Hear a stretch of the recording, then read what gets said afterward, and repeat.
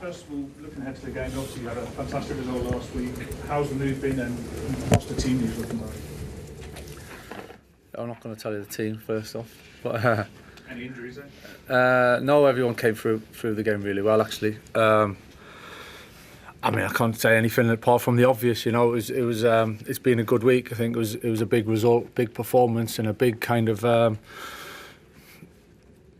big uplift. You know, with the feeling and inside the stadium and it's getting that balance. You know, between taking the encouragement and the confidence from the game itself and the performance, and keeping level-headed and our feet on the ground, knowing we've got another big game coming up, and one game doesn't change and make you a great team. It gives us a great foundation to build on. So yeah, there's a lot of confidence, there's a lot of good feeling within the group, but measured with that, you know, and we know what's coming and we've got to be ready for it.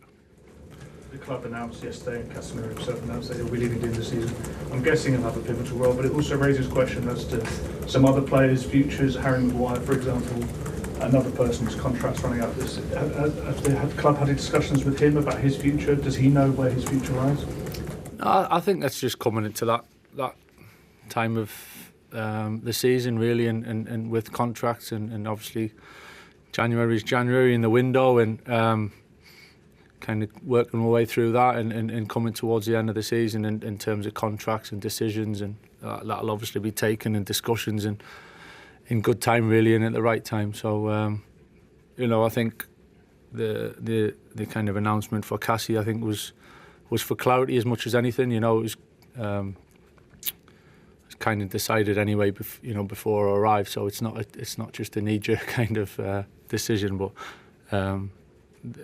the type of personality, the character that he is, I think it shows with his performance last week, you know, and where he is mentally and how much it means for him to be here and to finish the season strong. I've already had that conversation with him, and he's desperate to do well and finish well, and it's good to see. So I've got no doubt about him at all. Michael, just on that, does that mean that you're going to be involved in these discussions? Because obviously it's a bit of a weird situation that at the moment you're only here until the end of the season, and then clearly the club's got to operate beyond that. I didn't know what kind of input you had into all of these decisions over contracts and targets and what happens with people. Yeah, well, you know, for the week or so that it's been so far, I think looking too far down the track hasn't happened just yet. I think it's been the initial thoughts of what's happening now. I think what the important thing for me is any decision I make on my staff mate or the club mate. It's not short term. You know, it's not just to get through till the end of the season. You know, I've got a responsibility to whatever happens next for it to be in a good place and moving forward to make the right decisions. So you know, as time goes on, I'm sure I'll be part of it and we'll work our way through it. Just in terms of the injuries, Manchester Lake, when he was first missing, Ruben said, I'd be back next week, and now we're weeks, months down. Is he anywhere near coming? Hopefully, yeah. He had a bit of a setback initially before I arrived, I think, and only small, but it's maybe not so much a setback. I think it just was a little bit slower than we'd hoped. But he's certainly getting closer, and you know, hopefully in the next couple of weeks or so, without putting an exact time, he'll be back and around it, and it'll be great to have him back. Michael, how are you feeling about Arsenal?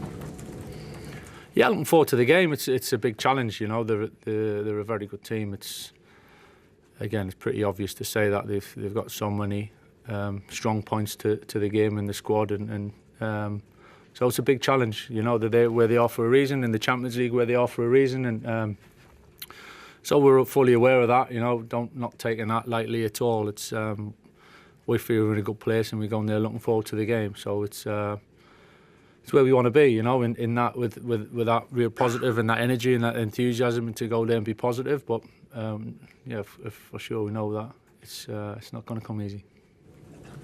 Michael, you talk about you making decisions for the long term, not just the short term. We saw Kobe mainly make his first league start in Manchester derby. Just wonder how important could he be in the long term future of this club, and what's it been like working with him so far? Yeah, I've really enjoyed working with Kobe. I've known him since since he was young. I think I started working him a little bit when he was 13, 14 years old, when I was kind of going through my badges myself. So it's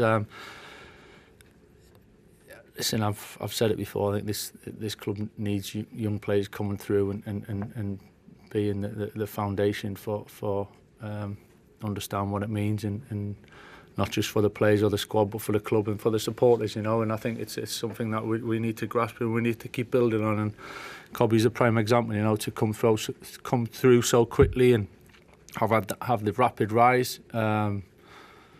And to play in some unbelievably big games and impact those big games at such a young age shows an awful lot of quality in the terms of the character, and to be able to handle it. And I think part of a career is a few ups and downs, and sometimes it goes in different trajectories. But I think we seen last week what Kobe can bring. It was great, He's quite straight-faced, and he doesn't give you an awful lot, but you could see the way he played and he expressed himself. He was enjoying himself, and to see him like that was great. Paul. Hi, Michael. When you were playing against Arsenal as a player, you had lots of battles when the clubs were both going for the title. Obviously, Arsenal have kind of pulled away the last 2 or 3 years to actually be up there challenging for the title. Can United look at Arsenal and some things that they've done as a sort of example of how to sort of get out of that rut and get up there and challenging again?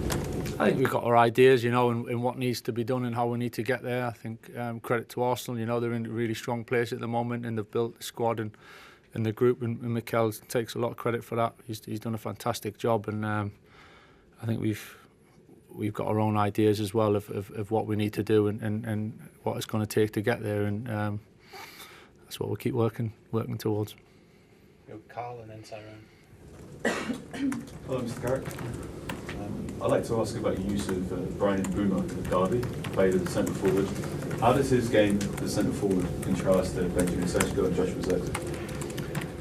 Yeah, it's just variety in terms of the strengths in some ways. I think Brian gave him a bit of a free role in many ways in a partnership with Bruno last week, and to drift and to fill different spaces. I think Ben's very good at playing on the last line and runs in behind, and I think we've seen that over recent weeks, and he's done great to get his goals, so he's in a good place.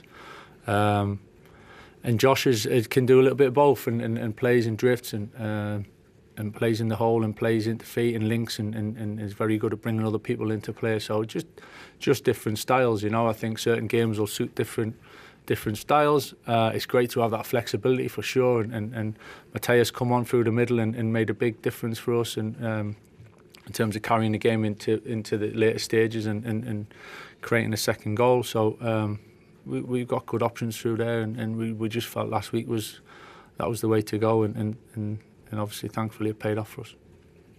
Hi, Michael. Just ask about Diogo.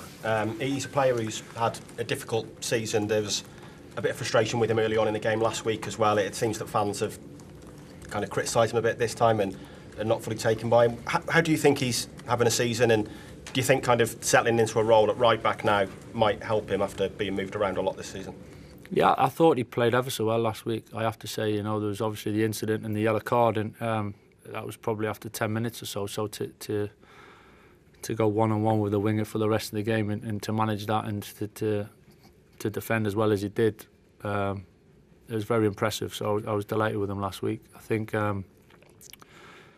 it's pretty obvious, at times there's been a few ups and downs with performance, not individually but collectively. So then it's not easy to get your rhythm and find your top form individually. But I think Diogo, from what I've seen here, I've known him for a while, and seeing him this week, he's really focused. He's desperate to do well. Loves playing for the club. You can see that. And as I said, he played fantastically well last week. So a lot for him to build on. Just ask you quickly about Ben as well. So you put your arm around him at the end last week. Obviously, he didn't get on. It felt like you inherited him at a good time in his United career after what Darren had done with him. How do you now go about managing him when he's not played for 2 weeks and might risk kind of losing that momentum? And what have you made of him since you got him on the training ground?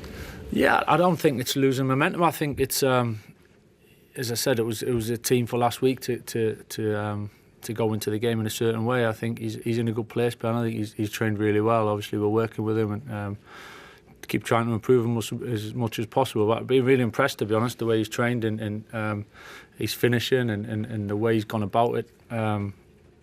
So yeah, I don't see it as anything else other than pushing on and using what he's just done over the last month or so as a stepping stone to be here and successful for a long time.